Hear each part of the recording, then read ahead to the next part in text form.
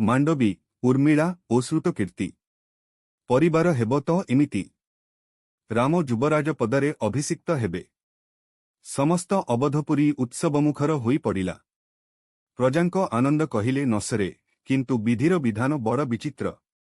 ରାତି ପାହିଲେ ରାଜା ହେବାକୁ ଯାଉଥିବା ରାମ କୈକେୟୀଙ୍କ ଦୁଇଟି ବରରେ ସୀତା ଓ ଭାଇ ଲକ୍ଷ୍ମଣଙ୍କ ସହ ବନବାସୀ ହେଲେ।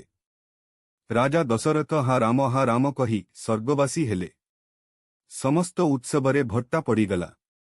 ମାମୁଁ ଘରୁ ଫେରିଆସି ଭରତ ରାଜା ହେବେ କଣ, ସେ ଚାଲିଲେ ଚିତ୍ରକୂଟ ରାମଙ୍କୁ ଫେରାଇ ଆଣିବାକୁ। ମାତ୍ର ସେ ସେଥିରେ ବିଫଳ ହୋଇ ଫେରିଆସିଲେ ଶ୍ରୀରାମଙ୍କ ପାଦୁକା ଦୁଇଟିକୁ ଘେନି ଓ ତାକୁ ହିଁ ସିଂହାସନରେ ସ୍ଥାପନା କରି ସନ୍ନ୍ୟାସବ୍ରତ ଧାରଣ ପୂର୍ବକ ରାମଙ୍କ ପ୍ରତିନିଧି ରୂପେ ରାଜ୍ୟ ଶାସନ କରିବାକୁ ଲାଗିଲେ। ରାମଙ୍କ ବିନା ଅଯୋଧ୍ୟା ଶ୍ରୀହୀନ ହୋଇ ପଡ଼ିଥାଏ। ଅଯୋଧ୍ୟାର ଏପରି ଘୋର ଦୁର୍ଦ୍ଦିନ ସମୟରେ ଦିନେ ରାଜା ଜନକ ମନ କଲେ, ଯାଉଛି ଟିକେ ମୋ ଝିଅମାନଙ୍କୁ ଦେଖି ଆସିବି। ଝିଅଘର ତ ପିତାଙ୍କ ପାଇଁ ସ୍ୱର୍ଗ। ସେ ଆଉ କାଳବିଳମ୍ବ ନ କରି ଅଯୋଧ୍ୟାରେ ଯାଇ ପହଞ୍ଚିଲେ।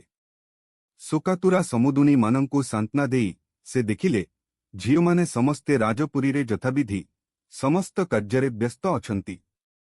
ଶାଶୁମାନଙ୍କ ଯଥାରୀତି ସେବା କରୁଛନ୍ତି। ଆଉ କ'ଣ ଦରକାର?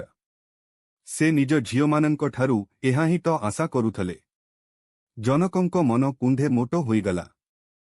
ପ୍ରାଚୀନ ପରମ୍ପରା ଅନୁସାରେ ଝିଅ ଘରେ ତ ବେଶୀ ଦିନ ରହି ହେବ ନାହିଁ। ଏପରିକି ଝିଅ ଘରେ ଜଳଗ୍ରହଣ ମଧ୍ୟ ନିଷିଦ୍ଧ। ମିଥିଳାପତି ତରବର ହୋଇଯାଇ ଝିଅ ମାଣ୍ଡବୀଙ୍କୁ କହିଲେ, ମା ଚାଲ ଟିକେ ମିଥିଳା ବୁଲି ଆସିବୁ, ମନ ପରିବର୍ତ୍ତନ ହୋଇଯିବ। ମନ ଟିକିଏ ହାଲକା ହୋଇଯିବ। କେଉଁ ଝିଅ ପୁଣି ବାପଘର ଯିବାକୁ ଚାହିଁବନି, କିନ୍ତୁ ମାଣ୍ଡବୀ କହିଲେ ବାପା। ଜ୍ୟେଷ୍ଠ ତ ବନକୁ ଚାଲିଗଲେ। ତାଙ୍କ ସହ ସୁଧୀର ଲକ୍ଷ୍ମଣ ଓ ଭଉଣୀ ସୀତା ବି ଚାଲିଗଲେ। ଶୂନ୍ୟ ଅଯୋଧ୍ୟାପୁରୀରେ ଭରତ ସନ୍ନ୍ୟାସ ଜୀବନ ଯାପନ କରୁଛନ୍ତି।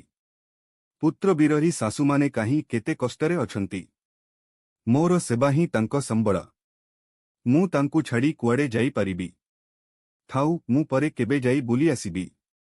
ଏହାପରେ ରାଜା ଜନକ ଯାଇ ଉର୍ମିଳାଙ୍କ ପାଖରେ ପହଞ୍ଚି କହିଲେ, ମା ଚାଲ ମୋ ସାଙ୍ଗରେ ଟିକେ ମିଥିଳା ବୁଲି ଆସିବୁ। ତୋ ଦୁଃଖ କଥା ମୁଁ କ'ଣ କହିବି? ଚାଲ, ଟିକିଏ ମନ ଉଷସ ହୋଇଯିବ।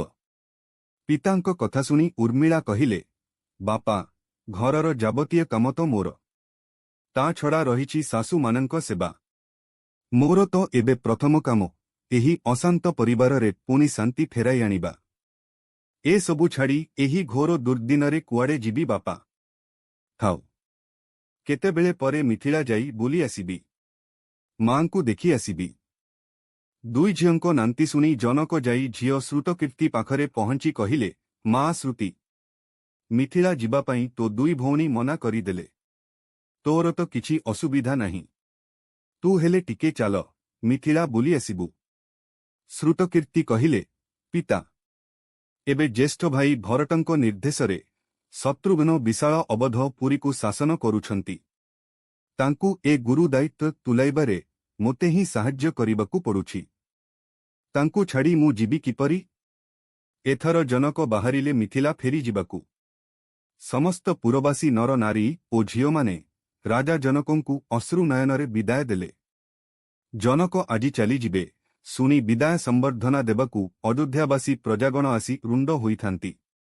ସମସ୍ତଙ୍କଠାରୁ ସମ୍ବର୍ଦ୍ଧନା ଘେନି ମିଥିଳାପତି ଜନକ କହିଲେ, ଯେଉଁ ପୁରରେ ମୋ ଝିଅମାନେ ଉପସ୍ଥିତ ଅଛନ୍ତି, ସେ ପୁରକୁ 14 ବର୍ଷର ଦୁଃଖ କ'ଣ, 14 କୋଟି ବର୍ଷର ଦୁଃଖ ମଧ୍ୟ ବିଚଳିତ କରିପାରିବ ନାହିଁ।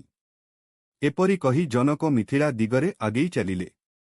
ତାଙ୍କ ପଥକୁ ଚାହିଁ ରହିଥିଲେ ଅଯୋଧ୍ୟାର ସମସ୍ତ ଅଧିବାସୀଗଣ। ରାମାୟଣର ଏହି ସୁନ୍ଦର ଉପାଖ୍ୟାନ ଏକ ଯଥ ପରିବାର ଓ ତହିଁରେ ନାରୀମାନଙ୍କ ଭୂମିକାର ଏକ ବଳିଷ୍ଠ ବାର୍ତ୍ତା ପ୍ରଦାନ କରେ।